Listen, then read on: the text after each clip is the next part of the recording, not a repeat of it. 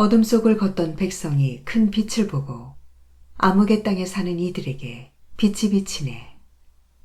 아멘. 안녕하십니까. 주님의 평안을 빕니다. 오늘은 1월 3일 주님 공연 대축일입니다.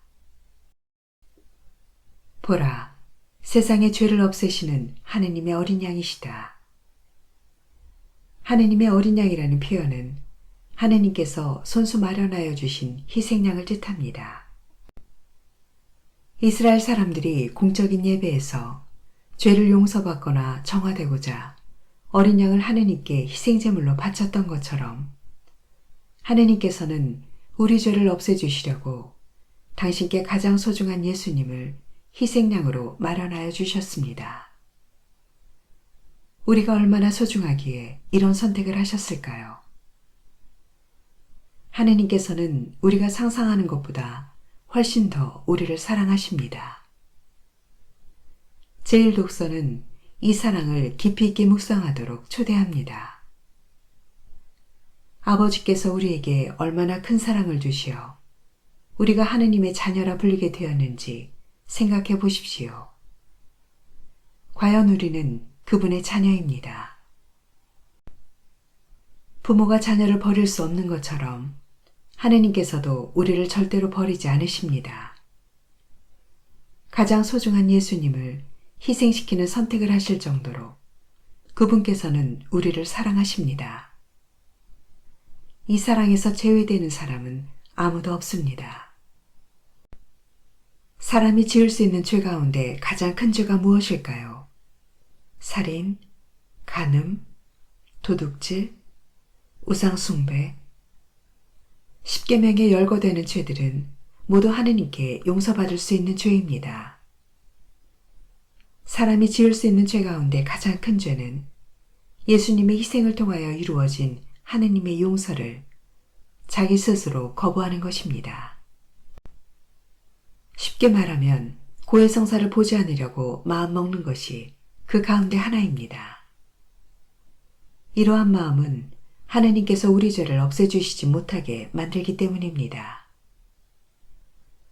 죄로 말미암아 가장 절망적일 때 오늘 말씀이 고백하는 하느님의 사랑에 믿음을 두며 용기를 내어 고해서로 향할 수 있는 하느님의 자녀가 되었으면 좋겠습니다.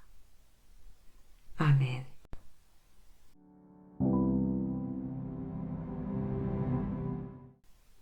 오늘 묵상에 관한 첫 번째 말씀은 요한 1서의 말씀입니다.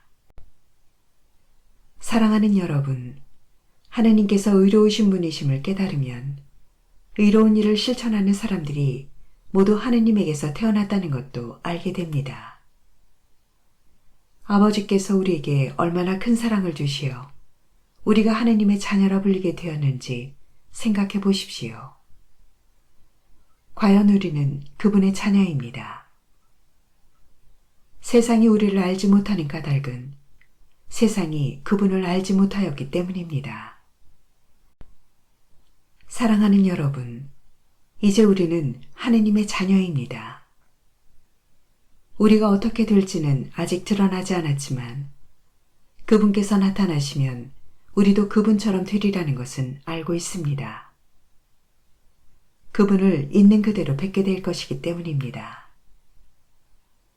그분께 이러한 희망을 두는 사람은 모두 그리스도께서 순결하신 것처럼 자신도 순결하게 합니다. 죄를 저지르는 자는 모두 불법을 자행하는 자입니다. 죄는 곧 불법입니다. 여러분도 알다시피 그분께서는 죄를 없애시려고 나타나셨던 것입니다. 그분 안에는 죄가 없습니다. 그분 안에 머무르는 사람은 아무도 죄를 짓지 않습니다. 죄를 짓는 자는 모두 그분을 뵙지도 못하고 알지도 못한 자입니다. 주님의 말씀입니다. 하느님 감사합니다.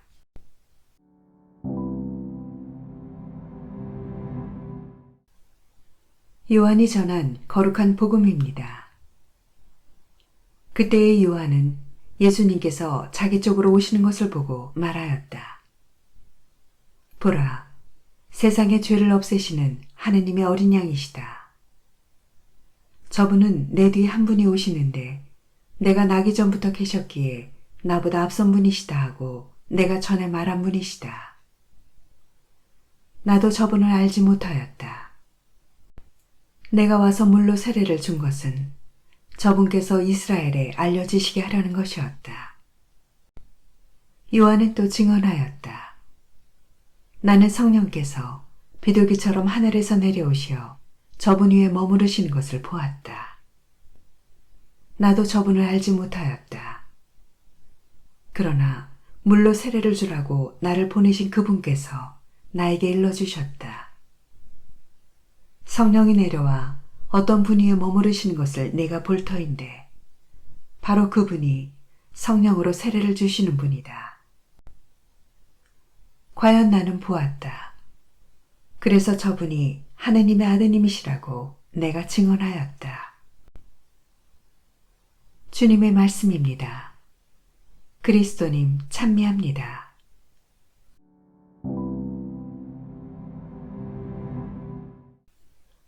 생명이 나타나셨네. 아버지와 함께 계시다가 우리에게 나타나셨네. 아멘.